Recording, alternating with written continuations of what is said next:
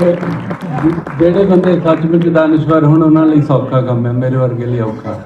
ਤੇ ਉਹ ਬਾਵਾ ਇੱਥੇ ਉਹ ਖਿੱਚ ਜੀ ਪੈ ਜਾਂਦੀ ਇਹਨਾਂ 'ਚ, ਤੇ ਬੰਦਾ ਨਾ ਹੂੜ ਕਰ ਸਕਦਾ, ਸਭ ਨੂੰ ਸੁਣਨਾ ਪੈਂਦਾ।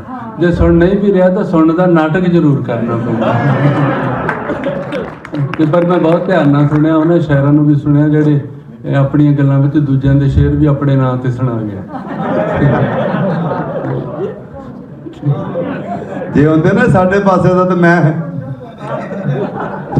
ਬਹੁਤ ਨੌਜਵਾਨ ਸ਼ਾਇਰਾਂ ਨੇ, ਉਹ ਸੁੰਦਰ ਬੀਬੀ ਨੇ ਤੇ ਅਮਰਾ ਕੋਟਾ ਹੋਣਾ ਨੇ ਤੇ ਬਹੁਤ ਅੱਛੀ ਸ਼ੁਰੂਆਤ ਕੀਤੀ ਤੇ ਬਾਬਿਆਂ ਨੇ ਸਿਖਰ ਤੇ ਪਹੁੰਚਾਇਆ। ਤੇ ਬਹੁਤ ਸਾਰੇ ਉਸਤਾਦਾਂ ਨੂੰ ਜਿਹਨਾਂ ਨੂੰ ਅਸੀਂ ਸਕਰੀਨ ਤੇ ਸੁਣਿਆ ਸੀ ਤੇ ਉਹਨਾਂ ਨੂੰ ਨੇੜਿਓਂ ਸੁਣਿਆ, ਇਹ ਬੜਾ ਚੰਗਾ ਲੱਗਾ।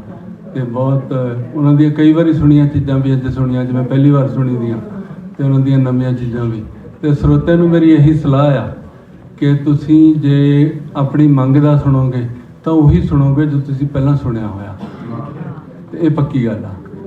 ਤੇ ਜੇ ਸ਼ਾਇਰ ਨੂੰ ਕਹੋਗੇ ਨਵਾਂ ਸੁਣਾ, ਤਾਂ ਕਈ ਵਾਰੀ ਉਹ ਇੰਨਾ ਕਹਿਣਾ ਸ਼ਾਇਰ ਦੇ ਮਾਪੇ ਮਰ ਜਾਂਦੇ ਆ ਕਿ ਨਵਾਂ ਕਈ ਵਾਰੀ ਉਹਦੇ ਪੱਲੇ ਹੁੰਦਾ ਨਹੀਂ। ਇਸ ਕਰਕੇ ਸ਼ਾਇਰ ਤੋਂ ਨਵੇਂ ਦੀ ਮੰਗ ਕਰੋ ਤਾਂ ਕਿ ਉਹਦੇ ਅੰਦਰ ਸ਼ਾਇਰੀ ਜੀਂਦੀ ਰਹੇ ਤੇ ਉਹਨੂੰ ਜੀਂਦੀ ਰੱਖਣ ਲਈ ਪ੍ਰਯਤਨ ਕਰਨਾ।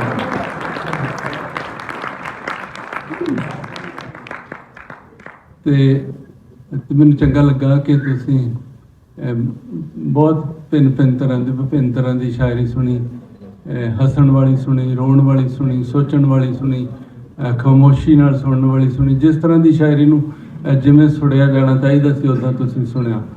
ਕਿਸੇ ਲਫ਼ਜ਼ ਨੂੰ, ਕਿਸੇ ਭਾਵ ਨੂੰ ਭੁੰਜੇ ਨਹੀਂ ਡਿੱਗਣ ਦਿੱਤਾ, ਆਪਣੇ ਮਸਤਕਾਂ 'ਚ, ਆਪਣੇ ਚਿੱਤ ਵਿੱਚ ਉਹਨੂੰ ਸਾਂਭਿਆ। ਤੇ ਜਾਂ ਮੈਂ ਕਹਾਂ ਕਿ ਤੁਹਾਨੂੰ ਸ਼ਾਇਰੀ ਸੱਚੀ ਸੁਣਨੀ ਆਉਂਦੀ ਆ। ਤੇ ਮੇਰੇ ਦੋਸਤ ਜਾਂ ਮੇਰੇ ਟੱਬਰ ਦੇ ਜੀ ਵੀ ਨੇ, ਜਦੋਂ ਬਾਹਰ ਤੁਹਾਡਾ ਪੰਜਾਬੀ ਦਾ ਰੌਕ ਸ਼ੋਅ ਚੱਲ ਰਿਹਾ ਸੀ, ਉਹ ਸਾਰੇ ਸੋਚ ਕੇ ਚਲੇ ਗਏ ਕਿ ਇਦੋਂ ਬਾਅਦ ਤਾਂ ਮੁਸ਼ਾਇਰਾ ਹੋ ਨਹੀਂ ਸਕਦਾ। ਤੇ ਮੈਨੂੰ ਲੱਗਦਾ ਜੇ ਹੋ ਸਕਦਾ ਤਾਂ ਇੱਥੇ ਹੀ ਹੋ ਸਕਦਾ, ਹੋਰ ਨਹੀਂ ਕਿਤੇ ਹੋ ਸਕਦਾ। ਆਮ ਤੌਰ 'ਤੇ ਉਸ ਤਰ੍ਹਾਂ ਦੇ ਸ਼ੋਅ ਮਤਲਬ ਉਹਦਾ ਅੰਜਾਮ ਹੁੰਦੇ ਨੇ, ਇਸ ਤਰ੍ਹਾਂ ਦੀਆਂ ਕਾਨਫਰੰਸ ਦਾ ਮਿਊਜ਼ੀਕਲ ਜਾਂ ਕਹਿ ਲਓ ਢੋਲ ਢਮੱਕੇ ਵਾਲੇ ਪ੍ਰੋਗਰਾਮ। ਉਸ ਤੋਂ ਬਾਅਦ ਮੁਸ਼ਾਇਰਾ ਹੋਣਾ ਤੇ ਇਹ ਤਾਂ ਬਹੁਤ ਅਲੋਕਾਰੀ ਗੱਲ ਹੈ। ਤੇ ਜਿਹੜੀ ਅਸੀਂ ਹੁੰਦੀ ਦੇਖੀ, ਤੇ ਉਹ ਮੇਰੀ ਪਤਨੀ ਤਾਂ ਮੇਰੀਆਂ ਕਾਪੀਆਂ ਲੈ ਕੇ ਹੋਟਲ ਚਲੇ ਗਈ ਸੀ, ਤੇ ਹੁਣ ਮੁਸ਼ਾਇਰਾ ਕਿੱਥੇ ਹੋਣਾ। ਤੇ ਉਹ ਵਾਪਸ ਆਏ ਸੁਣ ਕੇ। ਤੇ ਮੈਂ ਸੋਚਦਾ ਕਿ ਮੈਂ ਤੁਹਾਨੂੰ ਕੀ ਸੁਣਾਵਾਂ, ਤੇ ਉਹ ਇਸ ਤਰ੍ਹਾਂ ਹੀ ਹੈ। ਤੇ ਮੇਰਾ ਜੀ ਕਰਦਾ ਕਿ ਗੱਲ ਜਿੱਥੋਂ ਪੰਜਾਬ ਤੇ ਪੰਜਾਬੀ ਦੇ ਫਿਕਰ ਤੋਂ ਸ਼ੁਰੂ ਹੋਈ ਸੀ, ਤੇ ਮੈਂ ਉੱਥੇ ਲਿਆ ਕੇ ਉਹਨੂੰ ਛੱਡਾਂ। ਤੇ ਬਾਬਿਆਂ ਨੇ ਵੀ ਗੱਲ ਕੀਤੀ ਕਿ ਸਾਡੇ ਸੋਚਣ ਵਾਲੀ ਗੱਲ ਹੈ ਕਿ ਅਸੀਂ ਆਪਣੀ ਖੁਆਰੀ ਨੂੰ ਰੋਂਦੇ ਤਾਂ ਬਹੁਤ ਆ, ਖੁਆਰ ਹੋਏ ਕਿਉਂ ਸੀ, ਉੱਥੇ ਜਾਣਾ ਚਾਹੀਦਾ। ਤੇ ਫਿਰ ਸਿੱਖਣ ਵਾਲੀ ਗੱਲ ਇਹ ਹੈ ਕਿ ਜਿਨ੍ਹਾਂ ਗੱਲਾਂ ਕਰਕੇ ਖੁਆਰ ਹੋਏ ਸੀ, ਉਹ ਅਸੀਂ ਹੁਣ ਛੱਡ ਦਿੱਤੀਆਂ ਕਿ ਨਹੀਂ ਛੱਡ ਦਿੱਤੀਆਂ। ਤੇ ਫਿਰ ਅਸੀਂ ਅਸੀਂ ਜਜ਼ਬਾਤੀ ਬਹੁਤ ਆ ਪੰਜਾਬੀ ਲੋਕ, ਤੇ ਤਾੜੀਆਂ ਖੂਬ ਮਾਰ ਲੈਂਦੇ, ਹਾਏ ਕਰ ਲੈਂਦੇ, ਛਾਤੀਆਂ ਪਿੱਟ ਲੈਂਦੇ ਆ। ਪਰ ਥੋੜ੍ਹਾ ਐਨਾਲਿਟੀਕਲ ਹੋਵਾਂਗੇ ਕਿ ਮੁੜ ਕੇ ਉੱਦਾਂ ਨਾ ਹੋਵੇ। ਜੇ ਹੋਇਆ ਸੀ ਤਾਂ ਉਹਨੂੰ ਸਮਝੀਏ, ਤੇ ਅਸੀਂ ਇਹਨਾਂ ਇਕੱਠਾਂ ਨੂੰ, ਇਹਨਾਂ ਮੇਲਿਆਂ ਨੂੰ ਆਪਣੀ ਸਮਝ ਵੀ ਨਹੀਂ, ਮੇਰੇ ਵੋਲਿਊਮ ਘੱਟ,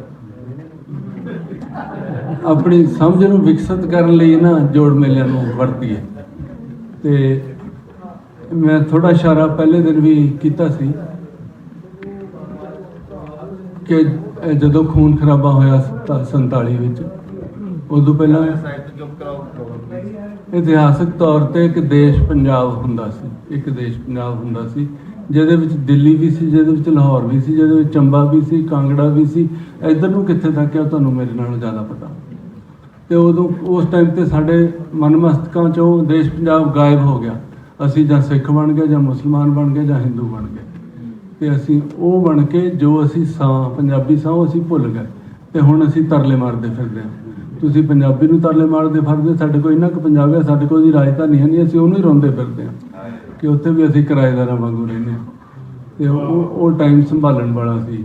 ਤੇ ਘੱਟੋ ਘੱਟ ਜੇ ਨਹੀਂ ਸੰਭਾਲਿਆ, ਉਹਦੇ ਵਿੱਚੋਂ ਅਸੀਂ ਰੋਣ ਪਿੱਟਣ ਦੀ ਬਜਾਏ ਥੋੜ੍ਹੀ ਉਹ 'ਚੋਂ ਸਮਝ ਪੈਦਾ ਕਰੀਏ ਕਿ ਸਾਨੂੰ ਪੰਜਾਬੀ ਹੋਣ 'ਤੇ ਮਾਣ ਹੋਵੇ। ਤੇ ਮੈਂ ਤੁਹਾਨੂੰ ਪਹਿਲੇ ਦਿਨ ਵੀ ਸਾਰਿਆਂ ਨੂੰ ਪੰਜਾਬੀ ਹੋਣ ਦੀ ਵਧਾਈ ਦਿੱਤੀ, ਕਿ ਪੰਜਾਬੀ ਹੋਣ ਦੇ ਮਾਣ ਨੂੰ ਅਸੀਂ ਸਾਰੇ ਮਾਣਾਂ ਤੋਂ ਉੱਤੇ ਰੱਖੀਏ। ਬਹੁਤ ਸੋਹਣੀ। ਜ਼ੁਬਾਨ ਦੇ ਤੌਰ 'ਤੇ ਇਹ ਗੱਲ ਬੜੀ ਮੈਨੂੰ ਖੁਸ਼ੀ ਦਿੰਦੀ ਹੈ ਕਿ ਪੰਜਾਬੀ ਨੂੰ ਪੰਜਾਬੀ ਇਸ ਕਰਕੇ ਕਹਿੰਦੇ ਕਿ ਪੰਜਾਂ ਦਰਿਆਵਾਂ ਦੀ ਜ਼ੁਬਾਨ ਹੈ, ਪਰ ਮਾਸ਼ਾਅੱਲਾ ਹੁਣ ਇਹ 7 ਸਮੁੰਦਰਾਂ ਦੀ ਜ਼ੁਬਾਨ ਹੋ ਚੁੱਕੀ ਆ। ਬਹੁਤ ਅੱਛੇ। ਇਹ ਕਹਿਣ ਨੂੰ ਚੰਗਾ ਲੱਗਦਾ, ਪਰ ਅਸੀਂ ਤਕਨੀਕੀ ਤੌਰ ਤੇ ਪੰਜਾਬੀ ਲਈ ਬਹੁਤ ਕੁਝ ਕਰਨਾ ਸਾਡੇ ਲਈ ਬਾਕੀ ਆ। ਕਿ ਪਰਮਿੰਦਰ ਸੋਢੀ ਦੱਸ ਰਹੇ ਸੀ ਕਿ ਜਾਪਾਨ ਦੇ ਵਿੱਚ ਕਿਉਂਕਿ ਪਾਕਿਸਤਾਨ ਦੇ ਹਿੰਦੁਸਤਾਨ ਦੇ ਲੋਕ ਆਏ ਹੁੰਦੇ ਆ, ਤੇ ਉੱਥੇ ਉਹ ਜਿਹੜੇ ਕ੍ਰਾਈਮ 'ਚ ਫੜੇ ਜਾਂਦੇ ਆ, ਤੇ ਉਹਨਾਂ ਨੂੰ ਜਦੋਂ ਇੰਟੈਰੋਗੇਟ ਕਰਦੇ ਤੇ ਉਰਦੂ ਤੇ ਹਿੰਦੀ ਵਾਲੇ ਟਰਾਂਸਲੇਟਰ ਹੁੰਦੇ ਆ। ਤੇ ਇੱਕ ਕੋਈ ਕ੍ਰਿਮੀਨਲ ਸੀ, ਉਹ ਪਾਕਿਸਤਾਨ ਦਾ ਸੀ, ਪਰ ਉਹਨੂੰ ਉਰਦੂ ਨਹੀਂ ਸੀ ਆਉਂਦੀ, ਤੇ ਉੱਥੇ ਮਸਲਾ ਉਹ ਕਹਿੰਦਾ ਮੇਰੀ ਤਾਂ ਜ਼ੁਬਾਨ ਪੰਜਾਬੀ ਆ। ਤੇ ਜਾਪਾਨੀਆਂ ਨੂੰ ਉਦੋਂ ਪਤਾ ਲੱਗਾ ਕਿ ਦੁਨੀਆ 'ਚ ਕੋਈ ਪੰਜਾਬੀ ਨਾਂ ਦੀ ਜ਼ੁਬਾਨ ਵੀ ਹੁੰਦੀ ਆ। ਤੇ ਟਰਾਂਸਲੇਟਰ ਸੀ ਸਾਡੇ ਪਰਮਿੰਦਰ ਸੋਢੀ, ਜਿਹੜੇ ਪੰਜਾਬੀ ਸੀ, ਉਹ ਕਹਿ ਨਹੀਂ ਸੀ ਸਕਦੇ ਕਿ ਮੈਂ ਪੰਜਾਬੀ ਦਾ ਟਰਾਂਸਲੇਟਰ ਹਾਂ, ਕਿਉਂਕਿ ਉਹ ਹਿੰਦੀ ਦੇ ਉਰਦੂ ਦੇ ਟਰਾਂਸਲੇਟਰ ਦੇ ਤੌਰ ਤੇ ਰਜਿਸਟਰ ਸੀਗੇ। ਤੇ ਉਦੋਂ ਜਾਪਾਨੀਆਂ ਨੂੰ ਪਤਾ ਲੱਗਾ ਕਿ ਜਾਪਾਨੀ ਆ ਜਿਹੜੀ ਜ਼ੁਬਾਨ ਉਹ ਦੁਨੀਆ ਦੇ 10ਵੇਂ ਨੰਬਰ ਦੀ ਜ਼ੁਬਾਨ ਹੈ, ਤੇ ਪੰਜਾਬੀ 9ਵੇਂ ਨੰਬਰ ਦੀ ਜ਼ੁਬਾਨ ਹੈ। ਅੰਦਾਜ਼ਾ ਕਰੋ। ਚੈਟ ਜੀਪੀ ਨੇ ਜਾਂ ਜੈਮੀਨਾਈ ਨੇ ਹਿੰਦੁਸਤਾਨ ਦੀਆਂ 6 ਜ਼ੁਬਾਨਾਂ ਨੂੰ ਅਡਾਪਟ ਕਰ ਲਿਆ ਕਿ ਉਹ ਠੀਕ ਠਾਕ ਜਵਾਬ ਦਿੰਦੀ ਆ, ਤੇ ਉਹਨਾਂ 6 ਜ਼ੁਬਾਨਾਂ ਦੇ ਵਿੱਚ ਪੰਜਾਬੀ ਨਹੀਂ ਹੈ। ਤੇ ਜਦ ਕਿ ਜਿਹੜੀਆਂ 17ਵੇਂ 18ਵੇਂ ਨੰਬਰ 'ਤੇ ਸੀ ਉਹ ਹੈਗੀਆਂ ਨੇ, ਤੇ ਅਸੀਂ 9ਵੇਂ ਨੰਬਰ ਵਾਲੇ ਨਹੀਂ ਹੈਗੇ। ਉਹਦਾ ਕਾਰਨ ਇਹ ਹੈ ਕਿ ਸਾਡੇ ਕੋਲ ਸਾਈਬਰ ਸਪੇਸ 'ਤੇ ਪੰਜਾਬੀ ਦਾ ਉਹਨਾਂ ਡਾਟਾ ਨਹੀਂ ਹੈ। ਜੇ ਹੈਗਾ 2 ਲਿਪੀਆਂ 'ਚ ਹੋਣ ਕਰਕੇ ਤੁਹਾਡੇ ਵਾਲੀ ਹੈਗੀ ਆ, ਕਿਉਂਕਿ ਤੁਹਾਡੇ ਵਾਲੀ ਸਕ੍ਰਿਪਟ ਉਰਦੂ ਦੇ ਖਾਤੇ 'ਚ ਹੈਗੀ ਆ, ਤੇ ਉਹਦੇ ਲਈ ਸਾਨੂੰ ਬਹੁਤ ਮਿਹਨਤ ਦੀ ਲੋੜ ਹੈ। ਗੁਰਮੁਖੀ ਦੀ ਗੱਲ ਕਰ ਰਹੇ, ਸੁਣ ਕੇ ਕੰਪਲੀਟ ਨਹੀਂ ਹੈਗੀ। ਉਹ ਬਹੁਤ ਵਾਰੀ ਕਹਿੰਦੀ ਆ ਮੈਨੂੰ ਨਹੀਂ ਪਤਾ, ਕਿਉਂਕਿ ਉਹਨਾਂ ਡਾਟਾ ਨਹੀਂ ਹੈ ਉਹਦੇ ਕੋਲ, ਤੇ ਇਹ ਇਹਨਾਂ ਨੂੰ ਨਹੀਂ ਪਤਾ। ਇਸ ਵੇਲੇ ਕੋਈ ਨਾ ਕੋਈ ਸੁਣ ਕੇ ਵੀ ਸੁਣ। ਤੇ ਅਸੀਂ ਉਸ ਰੌਲੇ ਦੇ ਵਿੱਚ ਜਿਹੜਾ ਸਾਡਾ ਦੇਸ਼ ਸੀ, ਤੇ ਅਸੀਂ ਭੁੱਲ ਹੀ ਗਏ ਕਿ ਉਹ ਸਾਡਾ ਦੇਸ਼ ਸੀ। ਅਸੀਂ ਹੋਰ ਦੇਸ਼ ਲੱਭਣ ਤੁਰ ਗਏ ਆਪੋ ਆਪਣੇ, ਤੇ ਕਿ ਮੇਰਾ ਦੇਸ਼ ਆਜ਼ਾਦ ਹੋ ਗਿਆ, ਤੇਰਾ ਦੇਸ਼ ਇਜਾਦ ਹੋ ਗਿਆ। ਮੇਰਾ ਦੇਸ਼ ਆਜ਼ਾਦ ਹੋ ਗਿਆ, ਤੇਰਾ ਦੇਸ਼ ਇਜਾਦ ਹੋ ਗਿਆ, ਪਰ ਆਪਣਾ ਮੁਲਕ ਗਵਾਚ ਗਿਆ। ਮੇਰਾ ਦੇਸ਼ ਆਜ਼ਾਦ ਹੋ ਗਿਆ, ਤੇਰਾ ਮੁਲਕ ਇਜਾਦ ਹੋ ਗਿਆ, ਪਰ ਆਪਣਾ ਮੁਲਕ ਗਵਾਚ ਗਿਆ। ਤੈਨੂੰ ਸੋਹਣਾ ਨਾਰਾ ਮਿਲਿਆ, ਮੈਨੂੰ ਸੋਹਣਾ ਲਾਰਾ ਮਿਲਿਆ। ਓਏ ਹੋਏ ਹੋਏ, ਵਾਹ ਵਾਹ ਵਾਹ। ਸੋਹਣਾ ਨਾਰਾ ਮਿਲਿਆ, ਮੈਨੂੰ ਸੋਹਣਾ ਲਾਰਾ ਮਿਲਿਆ, ਪਰ ਰੂਹਾਂ ਵਿਚਲਾ ਰਾਗ ਗਿਆ ਤੇ ਨਾਚ ਗਿਆ, ਆਪਣਾ ਮੁਲਕ ਗਵਾਚ ਗਿਆ। ਤੇਰੇ ਮਜ਼ਹਬ ਦਾ ਝੰਡਾ ਝੁੱਲਿਆ, ਮੇਰਾ ਪੰਥ ਵੀ ਵਧਿਆ ਫੁੱਲਿਆ। ਤੇਰੇ ਮਜ਼ਹਬ ਦਾ ਝੰਡਾ ਝੁੱਲਿਆ, ਮੇਰਾ ਪੰਥ ਵੀ ਵਧਿਆ ਫੁੱਲਿਆ, ਪਰ ਧਰਮ ਸੀ ਪੱਤਰੇ ਵਾਚ ਗਿਆ, ਹਾਏ ਹਾਏ, ਆਪਣਾ ਮੁਲਕ ਗਵਾਚ ਗਿਆ। ਬਹੁਤ ਅੱਛੇ, ਬਹੁਤ ਅੱਛੇ। ਤੂੰ ਮੈਂ ਕਰਦੇ ਮੋਏ, ਤੂੰ ਤੇ ਮੈਂ ਨਾ ਆਪਾਂ ਹੋਏ। ਫਿਰ ਕਹਿਣਾ ਜੀ, ਤੂੰ ਮੈਂ ਕਰਦੇ ਮੋਏ, ਹਾਏ, ਤੂੰ ਤੇ ਮੈਂ ਨਾ ਆਪਾਂ ਹੋਏ। ਸਾਂਝਾ ਦੁਸ਼ਮਣ ਜਾਚ ਗਿਆ, ਜਾਚ ਗਿਆ, ਆਪਣਾ ਮੁਲਕ ਗਵਾਚ। ਹਾਏ ਹਾਏ ਹਾਏ ਹਾਏ। ਇਹ ਜੀ ਸਾਡੀ ਅਸਲ ਇੱਜ਼ਤਾਂ ਲੁੱਟੀਆਂ, ਬੱਚੇ ਵੱਡੇ। ਇੱਜ਼ਤਾਂ ਲੁੱਟੀਆਂ, ਬੱਚੇ ਵੱਡੇ, ਬੁੱਢੇ ਠੇਰੇ ਵੀ ਨਾ ਛੱਡੇ। ਇੱਜ਼ਤਾਂ ਲੁੱਟੀਆਂ, ਬੱਚੇ ਵੱਡੇ, ਬੁੱਢੇ ਠੇਰੇ ਵੀ ਨਾ ਛੱਡੇ।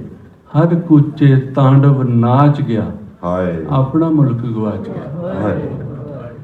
ਆਪਾਂ ਬਣ ਗਏ ਬੰਦਿਓਂ ਬਿੱਲੀਆਂ, ਆਪਾਂ ਬਣ ਗਏ ਬੰਦਿਓਂ ਬਿੱਲੀਆਂ, ਬਿੱਲੀਆਂ ਵੀ ਜੋ ਅਕਲੋਂ ਹਿੱਲੀਆਂ, ਤੇ ਬਾਂਦਰੇ ਵਾਚ ਗਿਆ।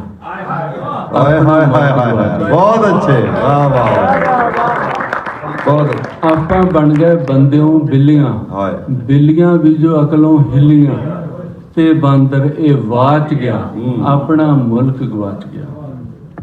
ਵਧੀਆਂ ਸਨ ਜਦ ਇੰਨੀਆਂ ਵਧੀਆਂ, ਵਧੀਆਂ ਸੀ ਜਦ ਇੰਨੀਆਂ ਵਧੀਆਂ, ਲਹੂ ਦੀਆਂ ਭਰੀਆਂ ਵਗੀਆਂ ਨਦੀਆਂ। ਵਧੀਆਂ ਸਨ ਜਦ ਇੰਨੀਆਂ ਵਧੀਆਂ, ਲਹੂ ਦੀਆਂ ਭਰੀਆਂ ਵਗੀਆਂ ਨਦੀਆਂ। ਭੁੱਲ ਮੁਹੱਬਤੀ ਜਾਚ ਗਿਆ, ਹਾਏ ਆਪਣਾ ਮੁਲਕ ਗਵਾਚ ਗਿਆ। ਬਹੁਤ ਅੱਛਾ, ਬਹੁਤ ਤੇ ਕੀ ਬਾਤ। ਉਹ ਮੁਲਕ ਭੂਗੋਲਿਕ ਤੌਰ ਤੇ ਨਹੀਂ ਗਵਾਚਿਆ ਸੀ, ਸਾਡੇ ਮਨਾਂ ਚੋਂ ਮਸਤਕਾਂ ਚੋਂ ਗਵਾਚ ਗਿਆ ਸੀ। ਹਾਏ ਤੇ ਉਹਨੂੰ ਹੁਣ ਸੁਰਜੀਤ ਵੀ ਅਸੀਂ ਆਪਣੇ ਮਨਾਂ ਮਸਤਕਾਂ ਵਿੱਚ ਹੀ ਕਰਨਾ। ਹੂੰ ਤੇ ਜੇ ਉਹਨੂੰ ਸੁਰਜੀਤ ਕਰ ਲਾਂਗੇ ਤੇ ਅਸੀਂ ਬਹੁਤ ਮੈਲ ਤੋਂ, ਬਹੁਤ ਗੰਦਗੀ ਤੋਂ, ਉਹ ਜਿਨ੍ਹਾਂ ਨੇ ਸਾਡੇ ਤੇ ਸੰਗਲ ਪਾਏ ਸੀ, ਗੁਰੂ ਜੀ ਕਹਿ ਰਹੇ ਸੀ, ਤੇ ਉਹਨਾਂ ਤੋਂ ਅਸੀਂ ਮੁਕਤੀ ਪਾ ਸਕਾਂਗੇ। ਜੇ ਬਾਰਡਰ ਮਿਟਾ ਨਹੀਂ ਸਕਾਂਗੇ ਤੇ ਇਹਦੇ ਵਿੱਚ ਸੋਹਣੇ ਬੂਹੇ ਬਾਰੀਆਂ ਜ਼ਰੂਰ ਇੱਕ ਦੂਜੇ ਲਈ ਖੋਲ ਲਾਂਗੇ। ਬਹੁਤ ਕੀ ਬਾਤ। ਦੁਨੀਆ 'ਚ ਕੋਈ ਮੁਲਕ ਆ, ਮੈਂ ਯੂਰਪ 'ਚ ਵੀ ਗਿਆ, ਆਸਟ੍ਰੇਲੀਆ 'ਚ ਵੀ ਗਿਆ, ਅਮਰੀਕਾ ਕੈਨੇਡਾ ਵੀ ਗਿਆ, ਇਹੋ ਜਿਹੀ ਇਮੀਗ੍ਰੇਸ਼ਨ ਕਿਤੇ ਨਹੀਂ ਦੇਖੀ ਕਿ ਤੁਸੀਂ ਆਪਣੇ ਦੇਸ਼ ਤੋਂ ਹੀ ਆਪਣੇ ਦੇਸ਼ ਵਿੱਚ ਜਾਣਾ ਤੇ 12-13 ਵਾਰੀ ਤੁਹਾਡਾ ਪਾਸਪੋਰਟ ਚੈੱਕ ਹੁੰਦਾ, ਤੇ ਫਿਰ ਇੱਥੇ ਵੀ ਆ ਜਾਓ ਤਾਂ ਫਿਰ ਵੀ ਉਹ ਥਾਣੇਦਾਰ ਚੰਗਾ ਸੀ, ਭਲਾ ਮਾਨਸ ਸੀ, ਫਿਰ ਉਹਦੀ ਕਲਾਸ ਲੱਗਦੀ ਆ। ਫਿਰ ਤੁਸੀਂ ਜਿੱਥੇ ਵੀ ਜਾਓ ਪਾਸਪੋਰਟ ਤੁਹਾਡੀ ਜੇਬ 'ਚ ਚਾਹੀਦਾ, ਗੁਰਦੁਆਰੇ ਜਾਣ ਲੱਗੇ ਵੀ ਦਿਖਾਓ ਤੇ ਬਾਹਰ ਨਿਕਲਣ ਲੱਗੇ ਵੀ ਦਿਖਾਓ। ਤੇ ਇਹ ਦੁਨੀਆ 'ਚ ਕਿਤੇ ਨਹੀਂ ਹੈ। ਤੇ ਤੁਹਾਡੇ ਤੋਂ ਜਾਣ ਵਾਰੀ ਇੱਕ ਵਾਰੀ ਦੇਖਿਆ ਜਾਂਦਾ, ਵਾਪਸੀ ਤੇ ਇੱਕ ਵਾਰੀ ਦੇਖਿਆ ਜਾਂਦਾ। ਜਿੰਨਾ ਚਿਰ ਤੁਸੀਂ ਉੱਥੇ ਠਹਿਰ ਜਾਂਦੇ ਹੋ ਉਹਨਾਂ ਚਿਰ ਤੁਹਾਨੂੰ ਭੁੱਲ ਜਾਂਦਾ ਕਿ ਤੁਹਾਡਾ ਪਾਸਪੋਰਟ ਕਿਵੇਂ ਆ। ਇਹ ਉਹ ਦੇਸ਼ ਆ, ਦੇਸ਼ ਦੇ ਵਿੱਚੋਂ ਹੀ ਦੇਸ਼, ਪੰਜਾਬ 'ਚ ਜਾਣ ਵੇਲੇ ਇਹ ਹੁੰਦਾ। ਤੇ ਅੱਛਾ। ਇਹ ਸਾਡੀ ਸਿਆਸਤ ਸਾਨੂੰ ਅਹਿਸਾਸ ਕਰਾਉਂਦੀ ਆ ਕਿ ਤੁਸੀਂ ਆਪਣਾ ਦੇਸ਼ ਗਵਾਇਆ ਹੋਇਆ, ਤੇ ਆਪਾਂ ਆਪਣੇ ਪਹਿਲਾਂ ਚੇਤਿਆਂ 'ਚ ਉਹਨੂੰ ਸੁਰਜੀਤ ਕਰੀਏ, ਆਪਣੇ ਭਾਵਾਂ 'ਚ ਸੁਰਜੀਤ ਕਰੀਏ, ਤੇ ਆਪਾਂ ਥੋੜ੍ਹੇ ਐਨਾਲਿਟੀਕਲ ਹੋ ਜਾਈਏ ਤੇ ਅਸੀਂ ਕਿਹੜੀਆਂ ਚੀਜ਼ਾਂ ਨਾਲ ਆਪਣਾ ਨੁਕਸਾਨ ਕੀਤਾ ਤੇ ਕਿਹੜੀਆਂ ਚੀਜ਼ਾਂ ਛੱਡ ਕੇ ਆਪਣੇ ਨੁਕਸਾਨ ਦੀ ਕੁਝ ਭਰਪਾਈ ਕਰਨੀ। ਬਹੁਤ ਮਿਹਰਬਾਨੀ। ਓ ਵਾਹ। ਹੁਣ ਸ਼ਾਇਦ ਦੋਸਤ ਜਿਹੜੇ ਨੇ ਉਹਨਾਂ ਨੂੰ ਚਾਹਾਂਗਾ ਕੋਈ ਤਰ੍ਹਾਂ ਦੇ ਗਰੁੱਪ ਫੋਟੋ ਵਾਸਤੇ